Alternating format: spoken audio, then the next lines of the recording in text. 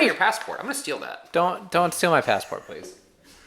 I need it. International crime thief, Stephen Levine.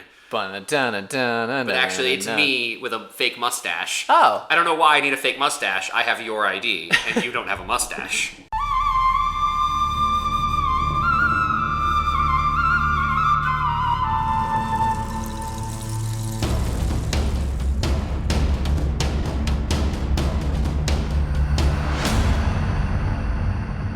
Welcome to the Survivor Turning Back Time podcast, the Survivor podcast that makes you stand in the water on a pole for 10 hours at a time just to hear that good sounds. I'm your host, Stephen Levine, with my co-host, Jared Sheldon, who's laughing at me. Stephen. Yeah. Working a pole for 10 hours is an honest living, and I do not appreciate you disparaging them. Hey, you know what? You make good money that way. Oh, hell yeah. Okay, listen. If I had the means to be a successful stripper, I would do it in a heartbeat. See, I was going to jump in and be like, you could and then you said successful, and I was like, okay, fine, you're right. Oh yeah, anyone can be an aspiring stripper. Callback.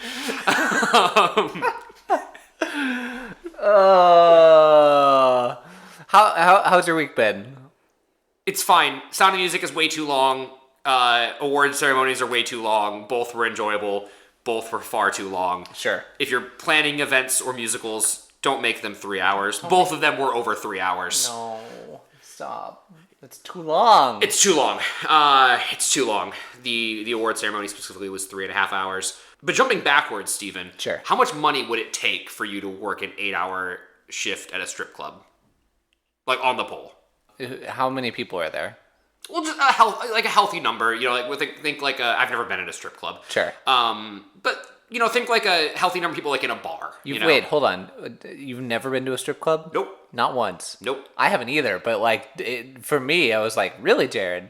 That's not my scene. Of course, it's not mine either, so I don't blame you. But like, it just reeks of desperation. Not of the people working there. Like, hey, sex work is work. Good for you. Get your money. But there's just something very sad about the commodification of like human interaction to me. Yes, but people need it. It's true. I know people who are just, I just need to know what a person feels like. Story time. Okay.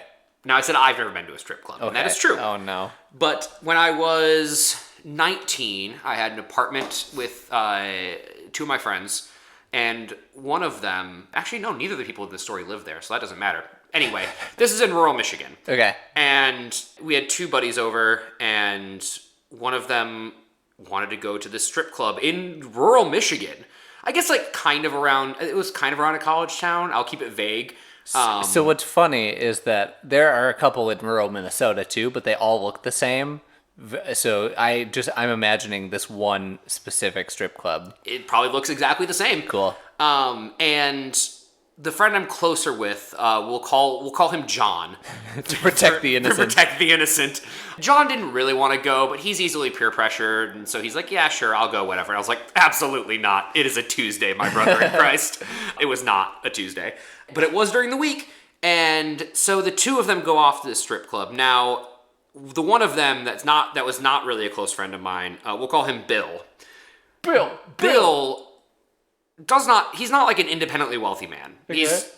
We're in community college. He is not that wealthy, but he rented a VIP room.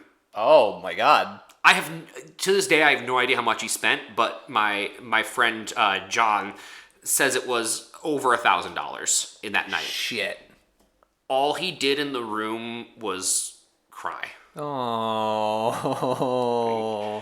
that's so sad. Was cry and basically used it as the world's most expensive therapy session. You know, I have heard stories along the same lines multiple times. So. Same, but just go to therapy. Yeah. And then on the flip side, my friend John, who did not want to be there, but you know he's doing it. He's gonna lean into it. He's gonna have a little bit of fun. So whatever, like he gets a lap dance or whatever.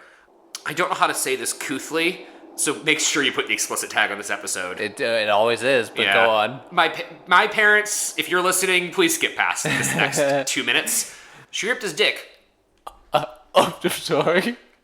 She apparently she kind of was like, yeah, but like you've paid for services, so I'm gonna give you a hand job. And he's like, okay, and just dry and ripped it, Ow. ripped the skin. Ow. Yep, No. yep. It was. The next day, of course, they're both hungover, and so I'm like, hey, how did it go, guys? And I got this whole story from my friend John. I was like, oh, I am so glad I did not go. Wow. Yep. I don't know how to transition out of this. So I was transitions aside, I am gonna bring in the emails prior to us hitting the bumper because it is technically not the episode, so it makes sense in my brain that the pre-episode is not the episode. So let's talk emails. Our email, if you haven't been listening for very long, is survivortbt@gmail.com. You can also get a hold of us on Twitter, SurvivorTBT, or on Reddit, SurvivorTBT. There's so many ways to get a hold of us, all with the same. How many letters is that? Like 9? Hold on. 26. That's not 26 is the alphabet. Oh, yeah. Doesn't matter. I was wondering why I jumped to that number. Cool. Okay, let's jump into emails. Our episodic Carl email. Carl, what's up, Carl? Hey, what's good? It's Carl again. Hope you're having a great day. Got some notes. Good call on Jared saying you can tell Ogakor wins immunity based on the edit and has a certain season. Wonder if this season will trick him down the line, though. Was happy I called out the kangaroo. It's so cool. I thought so too. Hey, go back, watch that episode. That's episode 5, and see if you can spot the kangaroo in Kimmy's confessional. It's funny. I've heard a few different times that Varner actually started the conversation that led to the Kimmy-Alicia fight. In the beginning of the scene, you can see him walking away from the argument that he apparently caused. That's really funny. Even if it's not canon, it is now, because that's great. Yeah. Oh my god. That's great. See, it's cool to see that editors develop throughout the show's run, although their line of progress is definitely not a straight one. Oh no, progress on this show's creation has not been linear. No. And yeah, Scoopin saying the gotta shed some blood quote is horrifying. I'm not sure he hasn't killed a man before, says Carl. I wouldn't be surprised. Like, I had season 1 had a lot of fun with Greg being a psychopath, but if Greg had killed a man, I'd be like, oh wow, okay, I didn't actually think he had it in him. If Scoopin killed a man, I'd be like, yeah, he absolutely had it in him. He'd do that. And to end this episode, yo, WTF, leave my Falcons alone. Had to take a break and sit in the bathtub, listening to sad jazz before I could continue the prod. Hey, Carl, I feel you. I do. I really feel you. Just a reminder that one of our quotable memes for my team is a blatant and direct analogy to you guys of the 1999 NFC Championship game. Damn! That's on you. You couldn't have let us win that one. We had Randy Moss, man. Patriots legend. How dare you? He's in the Hall of Fame as both a Patriot and a Viking, so just want you to know that. From Alex Long, a longtime listener, Alex Long. Hey, won't you please claim your podcast? I'm impressed by your pod and want your unique voice. What is this? It's another thing trying to get us to buy and claim our podcast. Yeah, I'm not doing that. Got another email from Josh. Josh says it sounds like we already watched the episode, but not sure how to stress how big of a deal it was. So we are doing 2 episodes at a time. Today we're unsure. We will play it by ear. But yes, feel free to send us emails. We'll get to them when we get to them. And also wondering what our plan for recap episodes are. We will probably not talk about recap episodes. We'll skip them. Yeah. It's a common thing. I like anime, and anime has recap episodes, and I never watch them because the whole point of a recap episode is to fill a certain number of episode slots in cable, and also in case you haven't, you don't remember what happened from 3 months ago when the show started, but I'm usually binge watching it. Yeah. Or watching over a shorter period of time. I know what happened. I had forgotten that Survivor did recap episodes. I obviously didn't know, but that adds nothing. They do it. I'm sure they are if we're talking about this. I haven't seen them on Paramount Plus in this rewatch, so That's true. We didn't see any for season 1. but that doesn't mean they're not there unless they just didn't have it for season 1. Yeah. And I cannot remember from 2 years ago when I started rewatching during pandemic like everyone else did. Recap episodes. That is a thing I do not miss. No, I'm okay with no recap episodes. The excitement when you go to watch the show you watch every week on Yeah. cable, and it's a recap episode, and you're like, oh, cool, so I guess wait another week because I got no new content this week. It hurts. It hurts so much. Yeah. Okay. Yeah, we're gonna skip that. Like 99%, we're probably gonna skip that. We may briefly talk about something if we need to, but if it's a recap, no big deal. Oh my god. And Carl's email for episode 6 comments for the one where the child predator falls in the fire. Carl, you and I share a brain cell. Oh, yeah. A lot of this is just commentary, so I don't need to read all of it. But, man, I think you can hear the cameraman laughing in the background of Colby's Hershey bar confessional. If that's the case, that's beautiful. I'm not even sure Jeff gave him the whole can of Mountain Dew. You can see him dribbling out milliliters of it into the cups with this shit-eating grin. So, yeah, just pouring it with... nothing to say. Maniacal Jeff. Wandering packs of medics cracked me up. Beautiful. I gotta say, if I fell in the fire and burned my hands off, I'd want my doctor to be Australian. Something about the accent is calming. I don't know that I agree with that. If I fell on a fire and burned my hands off, I'd want my doctor to be borderline unethical with the pain medication. Jared is gonna die. I don't want to feel anything if my hands are falling off. Beautiful. Do you remember who your winner pick for start of the season was? Varner. Okay. Oh. Oh, okay. Scoopin would have been at least final 6, probably deeper if the accident didn't happen. I mean, yeah, because they had the numbers, and the way this is going, the numbers matter. So, go ahead. We'll talk about it in the episode. Yeah. It's episode content. Yep. All right. That's all. Do you have anything to say? Nope. All right. Bumper.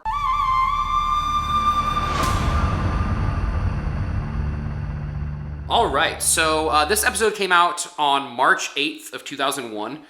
This was not a super eventful week in the world. The biggest one I could see is the IRA detonates a bomb in front of the BBC television centre in London, injuring 11 people. So at this point, this is before, I don't know when the Troubles were, but the IRA is 2001, still around and kicking and trying to make Ireland independent. I mean, they're still doing that. Really? Yeah, I thought they settled down. I mean, they did settle down, but there's still random acts of, essentially domestic terrorism there. I mean, that is. But in the name of the IRA. Yeah. No, I mean, it is. We're doing the thing where, like, they're white, so it can't be terrorism. No, it's terrorism. It is terrorism. I support their goal, but not their means. Correct. Yeah. Yeah. And it's the same song, Stutter, by. I don't know why that song just keeps hanging around, but. Yeah, that was pretty much it. Well, if we're talking about the IRA, then why isn't it Zombie? Zombie. It's about the IRA. Yeah. It's about the Troubles, specifically. Yeah, okay, well, yeah. I also love how British that is. They call it the Troubles. Zombie, what's in your head? I don't know. We sing way too much on this non-musical podcast. I disagree. We don't sing enough on this podcast. You know which one of us is the singer just by that by that exchange. Shit. Okay, well, all right. Episode. We are in 2-7, and I didn't write down the title of this episode. Just called The Merge. The Merge. Oh, that's right. That's because it was a boring title. So here's the thing about season 1 and 2 now that I do not like about their format. Sure. They know when the merge is coming. Yeah. They know exactly when in the game. It seems to be... Was it 10 people in season 1 as well? I think it was. Sounds right. Yeah, so I think they merge at 10 people, which makes... If Scoopin hadn't fallen in the fire, we would have had 3 episodes of kind of just boring content. Like, the best they can do with the content pre-merge, with the tribes so divided down tribal lines still, and knowing exactly when the merge is, the horse race of which one's going to win the challenge so that they can keep their numbers up. Yeah. Isn't the most dynamic viewing experience. No. You're getting to the reasons why Survivor has to change and adapt. Why things like idols, why things like tribe swaps become a thing, because when you leave them to their methods, pack mentality is gonna hit. I think that we'll talk about more in the episode. I think it doesn't have to, and I think it even without tribe swaps and things like that, if you can identify who's on the bottom of a group, you can pick them off and have them and maybe help them join your side. Yeah. Neither of these tribes really try to do that. No, they go the opposite. They go, oh, I see someone at the bottom. Let's pick them off. Well, and that's because of the way that the tie votes work, which we will also get deep into. Hate it. But yeah, I hate it too. I'm just kind of I hope that they hide when the merge is going to be sooner rather than later, but I imagine it probably won't be for a bit. I can't really guarantee because I don't remember. Can you imagine if Scoopin hadn't fallen in the fire, how boring these next 3 or 4 episodes would have been? They would have run the table. They easily would have run the table. No, because they would have, maybe once it gets down to like 1 or 2 Ogakor members, maybe then you start infighting. Maybe you pick off a Kucha person, after you've picked off like 1 or 2 Ogakor people and you still have the numbers, maybe you pick off 1 Kucha person you don't like or that you think is a big threat. Yeah. But you will always have more Kucha members, and it would have been... And I'm actually kind of worried that the next couple episodes are going to be boring, with Ogakor now picking off Kucha over and over again. It's a possibility. We'll find out. Yeah. This episode starts with a recap of the last episode with full Wilhelm scream and all. Was there a Wilhelm scream? No, it was... Oh. I was like, how did I miss that? It's Scoopin' Scream, but it's essentially a Wilhelm scream with how they... Scoopin' Scream sounds like a holiday-themed ice cream shop.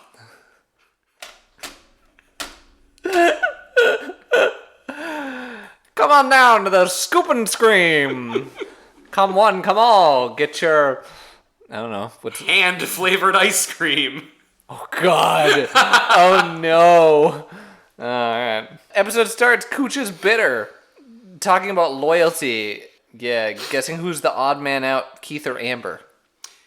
They picked wrong. Well, I guess Keith would have been a good bet, but Amber isn't. Correct. And Colby, as we will find out later, isn't. Yeah. Ogakor, props to them this episode for hiding the division between Keith and Jerry so well. But yes, absolutely.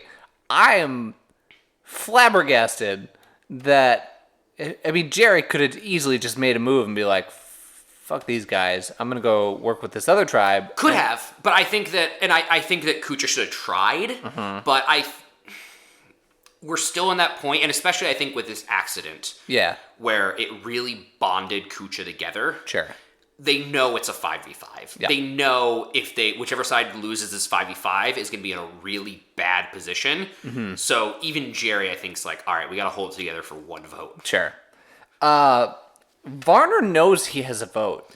And he knows that everyone knows. The other tribe knows he has a vote.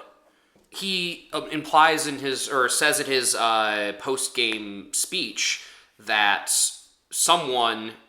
a loudmouth that's no longer with them, implying Kimmy, let the other tribe know that he had a vote on him, which came from Deb in season 1, where she tries to get him out because he's sick. Episode 1.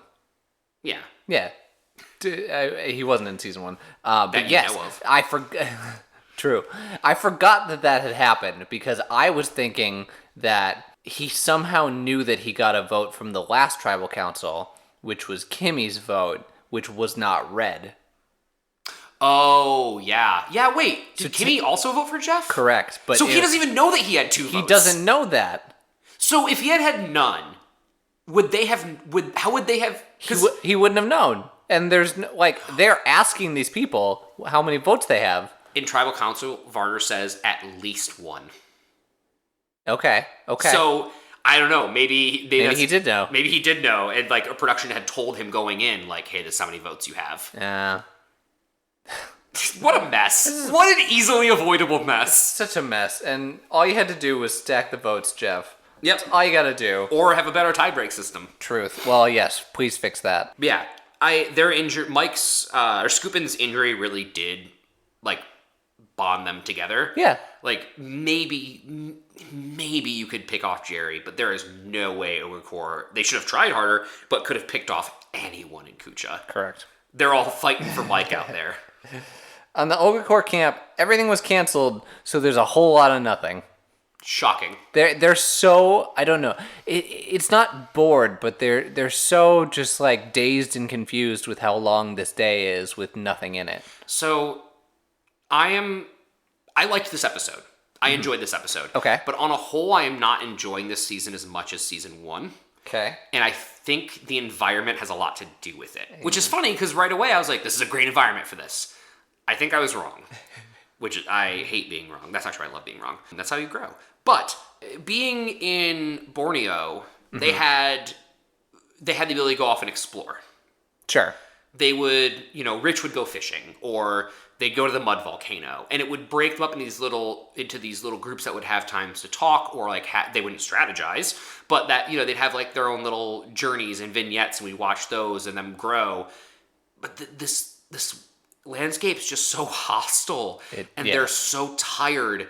All they do, there's no footage. They just lay around camp and wait, because like you don't want to go off and explore the Outback. Yeah, I mean, it kind of did get that way toward the end of season 1, though. That's true. I don't want to put rose-colored glasses on it. There was a lot of times where they were just sitting around being like, "We're bored." We're bored. But it came a lot earlier this season. Yeah, it did. Just you wait. Oh no. It's it's only gonna get worse before it gets better, Jared. Oh God. Okay. Hopefully in the future it'll be so bad it's good. So it's like entertaining and just like how nothing it is. Do you know where the next season is? Africa. Okay. Africa. They're talking about the accident and they're like, did someone die? Did someone have a stroke? Yeah, they don't tell them for a whole day. They don't tell them at all. They're talking about like, did Roger have a stroke? Yeah, they're contemplating what happened if Roger had a stroke. Does he just like, is the production shutting down? Tina is having like a panic attack about it because like, yeah, like the older people on there, like, I mean, health things can happen anyway. Uh-huh. But now all of a sudden Tina's like, oh my God, what if I have a stroke? Yeah. Things could be bad. Yep. You're hundreds of miles away from the closest medical facility. All you have is roving packs of medics through the Australian Outback. That's all they do. Do you need assistance? Oh, I am a kangaroo bloke. Crocky. Oh no. Alright. Tree mail. Alright. I was about to jump down Survivor's throat. Me too. I was about to be like, Survivor, you sexist assholes. What the hell are you doing? Yeah. And they got me. They got me good. They got me too. When I saw it, I was like, oh, we're doing the hunter-gatherer bullshit where the women stay behind to cook the meal and the men go on an adventure. Yeah. That's only the case for Ogakor. Yeah. They get the tree mail, and the tree mail says the women are going to stay behind and cook. Yeah, it says boys' night out. Yeah, it says boys' night out. The women are going to stay behind and cook for the other tribe. The men are going to essentially flip tribes and go like visit the other camp. Mm-hmm. My brain goes, that's not okay, Survivor. What is this? And then they show from the other side. They say that it's girls' night out. It's girls' night out. Yeah. That the men will be cooking for the women that are coming over from the other camp. So essentially, both camps are expecting the opposite gender, but they're going to get the same gender. Which is very funny. Which is very funny, but also an outright lie from Survivor. Usually they're better at masking the truth and saying, oh. Are you sure? I'm not convinced that they ever put on the tree mail. They just said expect guests. They didn't. Okay. I don't think they said who was coming over. They just said they will prepare for the guests. I felt like in my brain Or maybe they read it out loud. I was also watching this on a train today, so I could have missed very important details. Oopsie doops. Yeah. And Ogakor talks, and they're like, be silent about who has votes. Mm-hmm. And this is smart. This is good gameplay. This is good gameplay. And both sides expect this, because we see Kucha talk about it too, where they're like, they know that because of Kimmy, they know that Jeff has a vote on him, or Varner has a vote on him. But they want it, they're being quiet about it. Yeah. Then I wrote down, okay, they're playing with them. Women are going to go from Kucha. They talk about what they're going to bring. They talk about what the Kucha camp is talking about sharing their food. Mm-hmm. They're planning on, or they debate cooking a chicken for these people. Like, really? You're going to share a chicken? That seems unnecessary, but I like it. It's because they're expecting the season 1 twist that happened, where they were going to have to choose which camp they were going to. Sure. And so Kucha's trying to sell their camp like, oh, look, we made you a chicken. And Kucha's camp is way nicer. It's better. like a unanimous decision. Yeah. Oh, and they also talk about, the ladies are like, can we bring the Mountain Dew? Can we have the leftover Mountain Dew? The warm Mountain Dew. Wouldn't even matter, man. No, not at all. You know how good Mountain Dew would taste after that long of nothing? So they essentially, all the genders are in their respective camps. I don't like how I said that. I was just going to leave that audio isolated for future use. No. So my takeaways from this camp exchange. First of all, I think I've said it before, but Colby is so charming. He is like winning them over. He has a big old smile on his face. I think, Roger says something about that they were expecting the women. And he's like, dang, Roger, I didn't even bring a skirt for you. Got nothing I can help you out with. I was like, he is so charming. Yeah. And then I was like, and then Keith's with him, and I'm like, Keith has anti-charisma. Keith just sucks the social energy out of any room he walks into. Hey guys, I'm Keith. I'm the cook. Which I feel like we didn't have anyone on season 1 that was anti-charisma, if that makes sense. Ooh. I don't know. We could, I took down his photo. BB had charisma. It wasn't... Did he? It wasn't well-aimed charisma. It was... I have to put him back. The fact that... Steven, he had so much charisma that I printed a photo of him to put up in your computer room. It's beautiful. I love it. It's so pretty. Oh, wait, that's not true. Dirk had anti-charisma. That's true. Okay, yeah. There was someone. I was like, there has to be someone here. Okay. But even still, Dirk was more fun to rag on than Keith. Keith's just kind of annoying.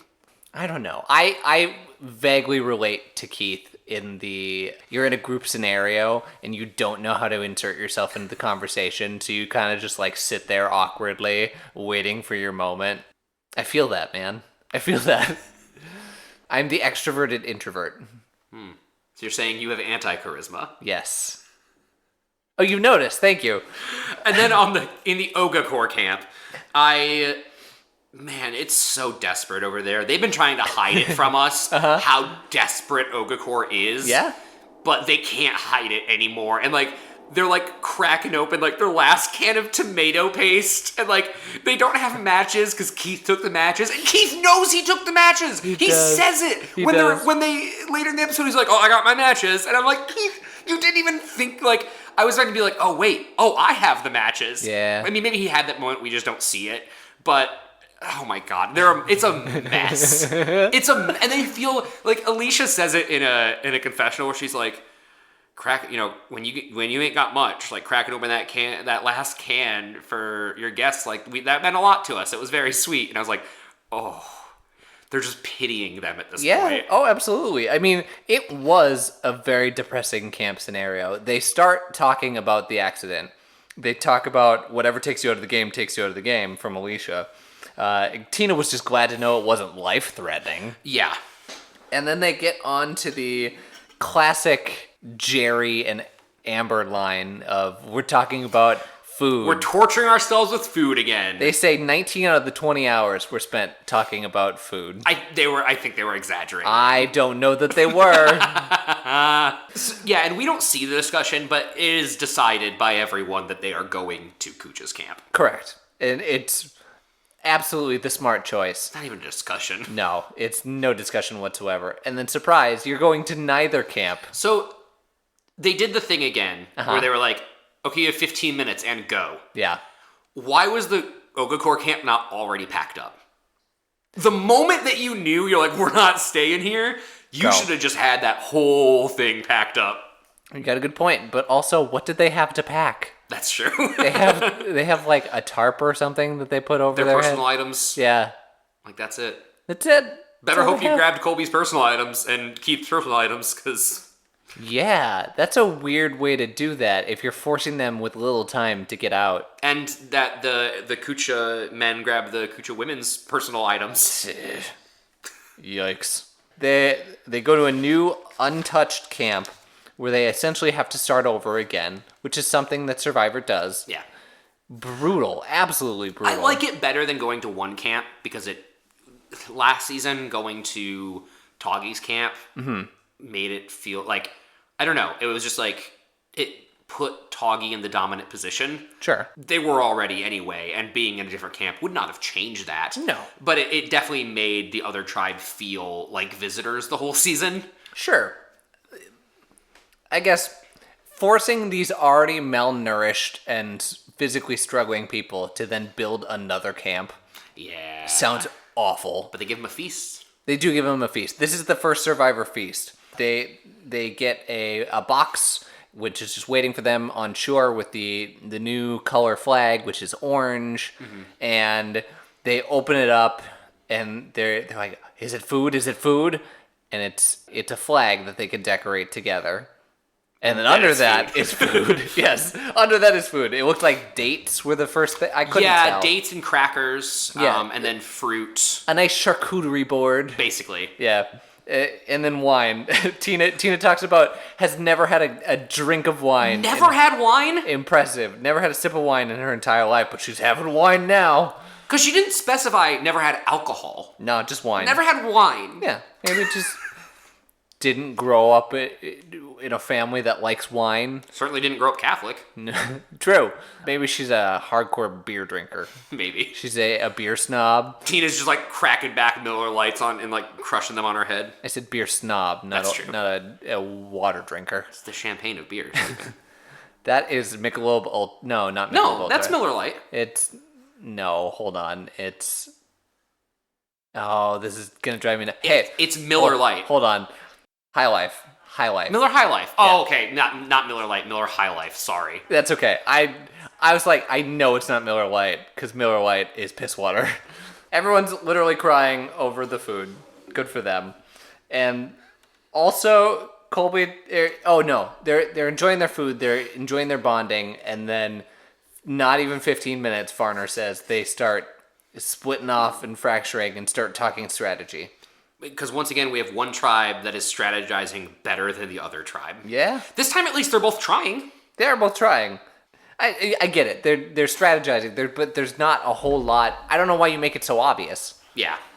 Take your time. Did anyone else notice it? Because like we see Varner talk about it, we see the shots, but like Varner's also the most observant person on his tribe. That's a good point. I mean, he probably told them. But let's break down their strategies real quick, because I'm interested in this. Go on. So, Ogakor's strategy is to go after Kucha. Mm-hmm. Now, we know this episode is based on the fact that they will all stay as blocks of 5. Sure. 2 blocks of 5 tribes. Kucha's only had 2 tribal councils. The third person went home, but there's no votes. Correct.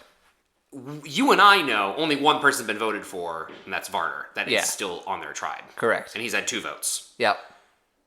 So, what should their strategy have been? What should they have changed? Do you think that... So, I'm kind of disappointed in Kucha this episode, and I think that Ogakor played them like a fiddle, but I'm interested to hear what you think. I think that... I mean, Ogakor did exactly what they needed to do.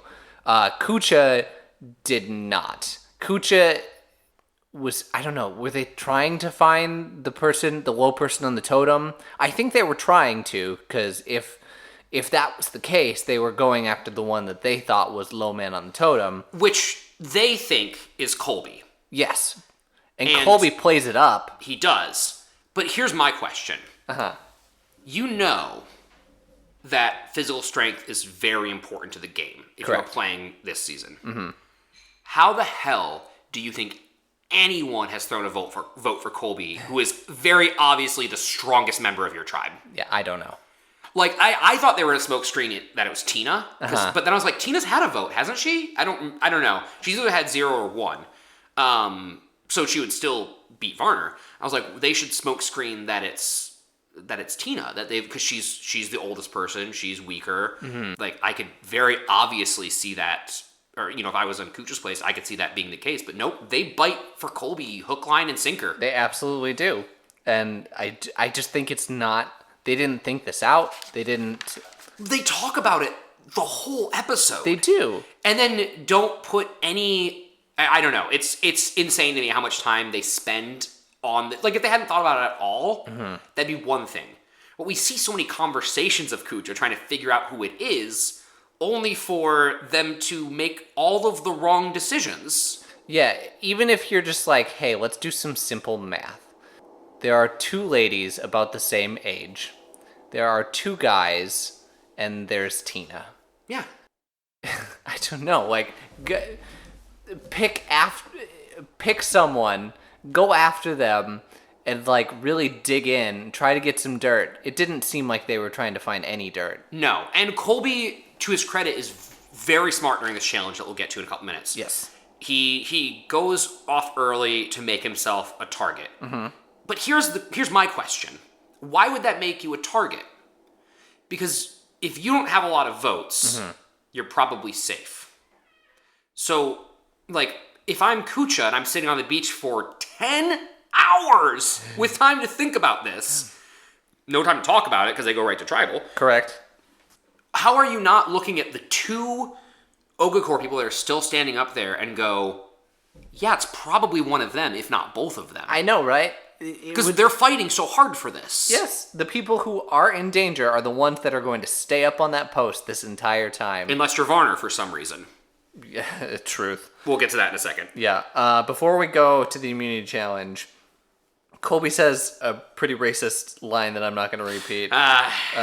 Again, product of the time, but do better. Yeah, I mean, product of the time, I don't like that as an excuse for people because, I always think about, this is obviously a much bigger deal, but, like, you know, when grandma is racist, it's like, oh, she's a product of her time. Well, okay, she was an adult during the 50s or the 60s.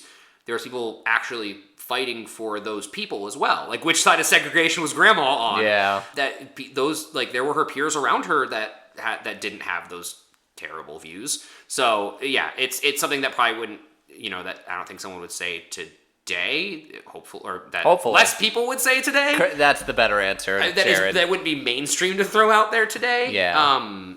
And sure, the Overton window has shifted on whether that's a phrase that you should be using in common parlance, but this is only 20 years ago. Yeah. It's not like it was 700 years ago. You know? It's still gross. And the only caveat I'm going to throw into there is that I would absolutely talk to my grandma and be like, Grandma, you can't say that. Like, let's think of a better way to phrase that. I can't, unfortunately, call out Colby from 2001. Of course. Yeah. Yeah, you can't go back in time 20 years. And also, like, if your grandma's like 90, you can't change her mind anyway. But that's a whole other story. I don't know. My grandma's pretty good at listening. Good for her. I don't think she always agrees with me, but she definitely listens and puts the things into thought. Okay, boomer. So we jump into the immunity challenge. Once again, it's an endurance challenge. Kind of. It's a poorly designed endurance challenge. The challenge is to hop up on a post in the water and stay up there as long as possible. But the post is really wide. Yep. It's like a full-on tree log that they're just standing on. There's no challenge No. to standing on that post. No. There's the mental aspect, and sure, your legs get tired. Sure. But no more than just standing in place anywhere else. But there's a reason that this challenge goes for 10 hours. No Survivor challenge should go for 10 hours. Nope. It does not make sense. You're hurting your production by doing this. And they did. Yeah, they absolutely did. I don't think they expected it to go 10 hours. But there's no real impetus for anyone to get off of the posts. No. The temptation that Jeff brings are kind of lame. The temptations through the episode. Really, the only thing that gets them off of the posts is how cold it gets. Yeah. Well, and that's something to honestly weigh, because if you're up there half naked, like you're in summer clothes, and now it's 60 degrees or whatever, 50 degrees, whatever, however cold it gets in the Outback at night. Sun goes down, suddenly you lose all sorts of heat. And you're only halfway through this game. Yeah. If you get sick, you are screwed. Absolutely. I disagree, though. The food bribes got most of these people off of this post. That was the other thing I was going to say, is I was surprised how quickly people fell through the food bribes. We just had a feast a day ago. Yeah. So before we get into that, I did want to talk about how the challenge started. Jeff calls for the challenge to start while everyone is in the water, not yet on their post, which is weird. And I feel like the only time that they start like that, because it doesn't make sense. Right. They're not in position. You're starting them in the losing position. Yeah, for that's them weird. to get into. It just doesn't make sense. Because, setup, how a modern challenge would work. It would cut to them already. It'd show them swimming out. It would cut to them already standing on top of the logs. Yeah. And then be Jeff saying, "Survivor's ready, go." Yeah, because even if it's an endurance challenge, they need to get every single person set and then call the challenge go for a fair start and an equal start. Right. I mean, if this had actually been challenging, imagine somebody had fallen before somebody was even up. Yep. Yeah, so about 4 hours in, they get a peanut butter bribe. What did they give them with the peanut butter? Apples. Apples? Okay, peanut butter and apples. And they're just waiting for him to be like, okay, do I need to jump? How do I get this peanut butter? Let me do it. Nick and Varner were already down. Yeah. Speaking of which, Varner. Okay. So we open the episode with Varner saying that he knows that they know he has a vote. He knows that they know. And yet, he is the second member from Kucha down. Correct. Yeah, Yes. Nick was the first one. He said he was sick and knew he wasn't going to win. And Colby jumped in pretty immediately playing the shield. Again, I think that was it. It worked, but it was a great idea. I don't understand the thought process by him or the people that fell for it, Hey, but it works, man. If it's dumb and it works, it's not dumb. Correct. But Varner, you're their target. How are you not gonna give it everything you've got? Yeah. I actually wrote down before this challenge started that this is a great time for a Who Wants It More challenge. Mm-hmm. But it didn't really seem like this was a Who Wants It More challenge. It just kind of seems like it was who eventually just goes, all right. Yeah. I guess that is kind of a Who Wants It More, but it's not like they're pushing their limits. It's just like, who's going to get too cold first? When is enough enough? Yeah. After 10 hours, can we just settle it in court? What happens if they would have gone another 10? I mean, then they would have to do a morning tribal council. That would have been weird. It would have been really weird. I kind of would have liked it though. That would have been kind of cool. I'm kind of mad at Varner. I've talked early in the season how I think Varner's a pretty good player. Mm-hmm. This is such a weird decision from him.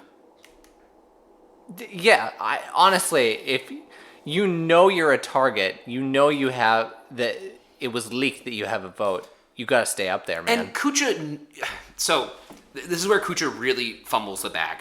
They have a single person on their tribe that has received any votes. Mm-hmm. They've talked about how that is the strategy going in. They need to target someone on the other tribe that has votes. If they work together And, even, sure, maybe Varner isn't feeling well. Maybe he needs to get down for some reason. Then he needs to tell Alicia, you need to stay up there. Mm-hmm. And you need to give me that necklace. Sure. Because if anyone from Kucha wins and they give Varner that necklace, they now win this tribal council. They do it. They got it done. 100% guaranteed. Yeah. Well, you could have been in a split 50-50 with no votes. And we have no idea how that would have gone. Yeah. Jeff also brings out a chocolate and ice cream. Which Jerry just jumps in the water. Yeah, he didn't even finish the words chocolate and ice cream, and Jerry and Amber were both in the water already. It was beautiful. And then after all that, after 8 or 9 hours, Elizabeth just settles for a boat ride into shore. No, I think what that was, she's tiny. Yeah. And she is actively shivering. Yeah. We don't know how long she's been shivering for. I think that was her way of saying, hey, I want to be done, but it is too cold for me to be in this water. Absolutely. Yeah. It makes sense. Could you not maybe try to get a bribe? That's fair. Could have started a little higher. Yeah. Not the greatest negotiator, Elizabeth. Just get me a boat. I'll come down. Although I wrote down earlier in this episode, I really like Elizabeth. She's really grown on me the last couple episodes. Tell me more. She's very quick. She has a very quick wit. Mm-hmm. She is very, we see in the next time on for this episode, she's cutthroat. She is not afraid to, she's like Colleen if Colleen had decided to play the game early and was maybe a little more cunning. Okay. All right. Yeah. Yeah. Essentially, they get down to the bottom three. It's Alicia. It's Keith and Tina. Alicia gets too cold and has to bail. Which I have to say, good for Tina. Yeah. She is the oldest member that isn't Roger, I think. It's either her or Keith. I think Keith is older. Yeah, it's Roger, then Keith, then Tina right now. Okay. And two of the oldest members were the two last ones up there. They were they held in there, and Tina looked miserable, but I think they both would have gone 8 more hours if they had to. I think, and at the very end, Alicia gives in because Alicia's too cold, and again, makes sense. But then Keith looks over to Tina and says, I need this. And he's right. He's absolutely right. It's so smart. And Tina reluctantly gives it up. I think if Keith didn't win this challenge, they would have targeted Keith. I think they should have, and it makes sense. But yeah, he wins the immunity challenge. I wouldn't talk about it, but the immunity necklace is kind of a dud. It's fine. Yeah, it doesn't look like anything. Honestly. It looks like a Flintstones necklace. Yeah. Yeah. It's got fake razor-toothed tiger teeth. So we go right from this challenge to tribal, which could be part of the reason why their strategy is so confusing. Because we've established in a couple episodes before, they can't talk on the way to tribal council now. Right. Ever since the Mitchell vote, right? Well, theoretically, yes. I can't confirm nor deny. Okay, but even still, they're probably not going to openly talk about it. Yeah. And if their target was Keith going into the immunity challenge, they should have had a backup target. Yeah. But I don't think they did. I don't think they did And either. I think they might have just... Well, no, they did because they all voted in unison. They all got on Colby. That's true. What a bad backup target. I don't know. Yeah. When plan A fails, plan B, I guess we got to go with this one because we have no other plan. Before we get into the vote, I did want to mention that they named the merged tribe Barramundi, which is I was a little confused, but it is an Australian Aboriginal word. Oh. It is also the name of a fish, so I was like, oh, okay, interesting. It's Asian sea bass, but also the word from Australian Aborigines, large-scaled river fish. Did they give them a dictionary? How did they... I don't know. Somebody must have known that. Because good for them. That's good cool. For them. Yeah. Okay, the vote. Do you have anything tribal council related? No, and it's so silly how... So, first of all, I knew that Colby wasn't going home because they show his votes. They show that votes are going at Colby, and so you're like, okay... Whoever they vote for on whoever Okafor votes for is either going to go home or tie. I don't know why they didn't show votes for Varner. Yeah. They should have showed votes for Varner, and Colby should have been the surprise, because we knew that they were going to vote for Varner. C'est la vie, I guess. Yeah, it didn't make any sense how they showed some and not the other, but you already covered it, so I'm just going to leave it there. Yeah, this episode's kind of a also fumble of the bag by the editors. Yeah, no, that. I mean, the tribal's pretty straightforward. They vote 5-5. They give their speeches. They don't even really give speeches. No, Varner literally says, "I'm not going to change your minds," and Colby's like, "Yeah, it's every man for himself, and I'm probably not going to change your minds." And then they do 5-5 again, and then Varner goes home. Yep. Varner, with his 1 vote, but it's actually 2 votes, has to go home. Honestly, I can't vouch for how this season goes from here on out. We'll kind of see how they hint at the episode. Is it's going to be they're looking for that in. It seems like the Jerry and Keith peace treaty expires at the end of this episode. Good. I'm glad. At the beginning of the season, you had mentioned that Varner was your pick for the win. Yep. We are now at the merge, which is the time where I would tell you, all right, I'm going to have you make a new pick. Very convenient. Very convenient that your first pick just got voted out. So, Jared, who wins Survivor Australian Outback? It's funny because this is harder than it was Correct. The first time. And it should be easier, theoretically. Mm-hmm. It's not. Man, that's tough. I feel like it's someone from Ogakor. If I was on Kucha, I would be pretty disappointed in the way the season has been shown. Because we see Ogakor for so long because they were in the non-dominant position and they were in a bunch of tribals, and so we had to learn about them. Yep. And then they merge, and now Ogakor is immediately in the dominant position, but it's one tribe, so it doesn't matter. Yep. So now they have, Ogakor of the 2 tribes has had all this protagonist energy through the entire season. It was supposed to be a bloodbath, and then it suddenly wasn't. And people love an underdog story, so they focused on Ogakor. Yep. I would love to say Jerry wins, but I just don't think that's true. Okay. Even if Jerry somehow made it to the final 2, I do not think she gets the votes to win. So I think it's Colby. Okay. Yeah. What makes you say that? Well, first of all, he's my protagonist of the episode. Okay.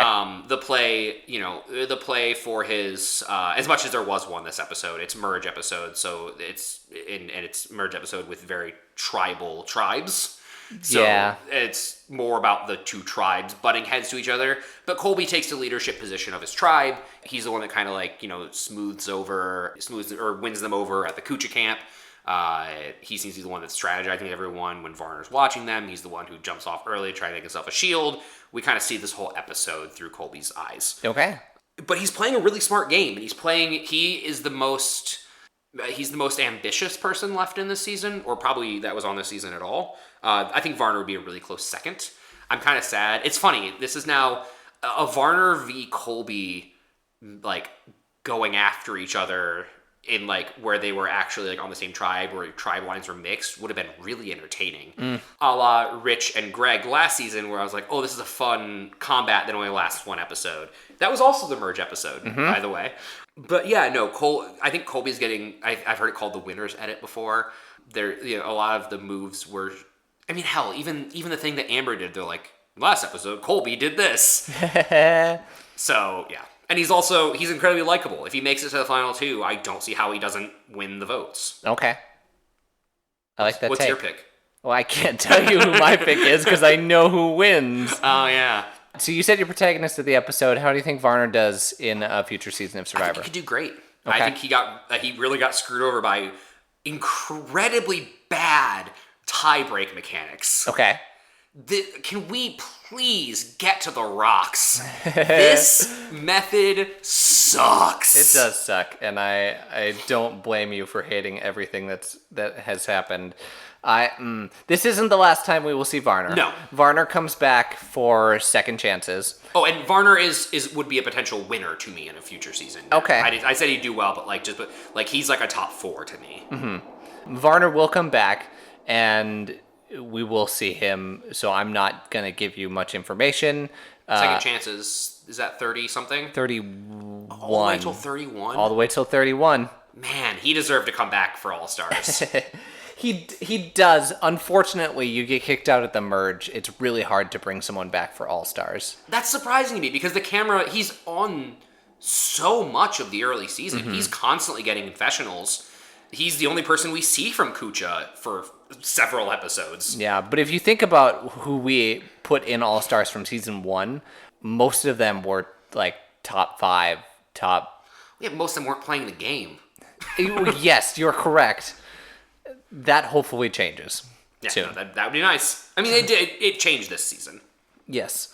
And for anyone who's like, hey, you talked about this horrible thing that someone did and not this other horrible thing that someone did, they're very different, and I'm going to leave it at that.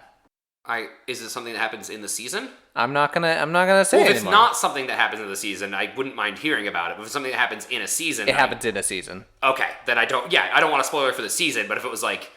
Scoopin's thing wasn't a spoiler for the season. That happened in his personal life outside the game. Correct. Yeah, okay. Cool. No. So we will talk about that when we get there. Anything else? I don't think so. I'm hoping...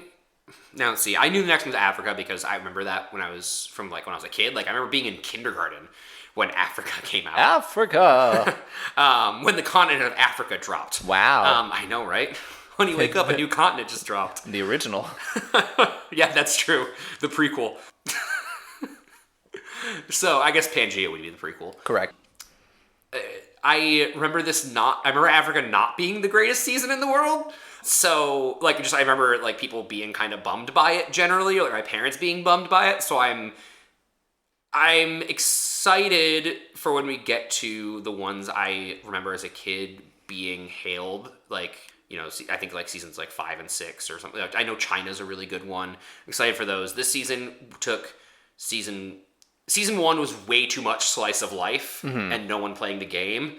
This one has now shifted way too far in the direction of too much playing the game and not enough slice of life, but that's because of the environment and everything I talked about at the beginning of the episode. Sure. Yeah. I am Africa. Bumper.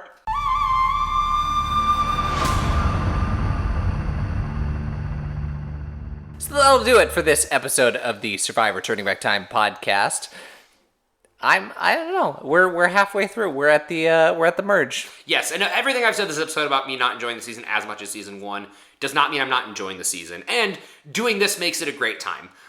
If I was just watching this on my own, I'd probably try to binge through this season as quickly as possible because I'd get a few episodes in and be like, I just want to get to the better ones. I've done that. I've just pushed through a season just because, I don't really care for this. I want to get to something better. That's okay too.